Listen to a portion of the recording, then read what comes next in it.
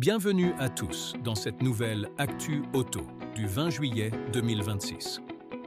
Aujourd'hui, 4 actualités importantes. BYD au cœur d'une polémique. Mercedes demande des sacrifices. Audi améliore son Q3 et Stellantis prépare un moteur Hurricane de 600 chevaux.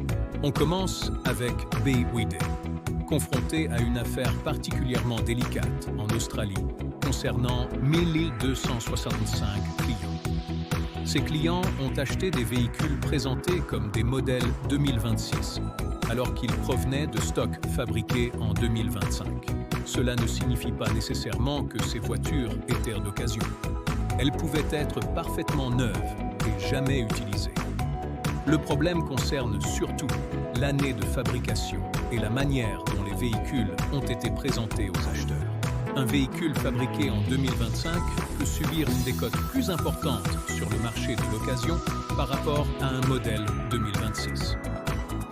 BYD a d'abord proposé une compensation financière avant d'offrir une possibilité de remboursement face à la polémique croissante.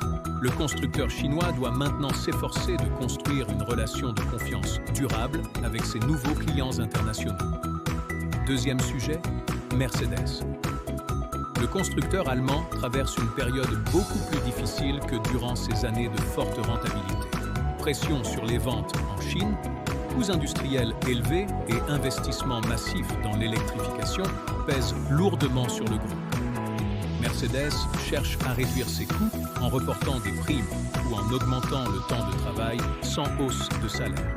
Ces mesures provoquent de fortes tensions sociales en Allemagne, alors que l'enjeu est la compétitivité de l'industrie nationale. Mercedes doit continuer à investir massivement tout en réduisant ses coûts de production. Un équilibre particulièrement difficile à trouver. Troisième actualité, Audi fait déjà évoluer son nouveau Q3, à peine arrivé sur le marché, pour renforcer son équipement. On retrouve davantage de connectivité et un nouvel écran de 10,9 pouces destiné aux passagers avant, disponible en option. La version Q3e hybride peut désormais atteindre une capacité de remorquage de 2000 kg, améliorant nettement sa polyvalence. Cette évolution rapide montre que les constructeurs ne peuvent plus attendre des années pour mettre à jour leurs véhicules. Enfin, Stellantis continue de développer son 6 cylindres en ligne, 3 litres biturbo Hurricane, pour dépasser les 600 chevaux. L'objectif est de prouver qu'un 6 cylindres moderne peut égaler les performances des mythiques V8 grâce à la technologie. Le moteur thermique n'a pas dit son dernier mot, passant par une combinaison d'optimisation, d'hybridation et d'électrification. Voilà pour cette Actu Auto du 20 juillet 2026.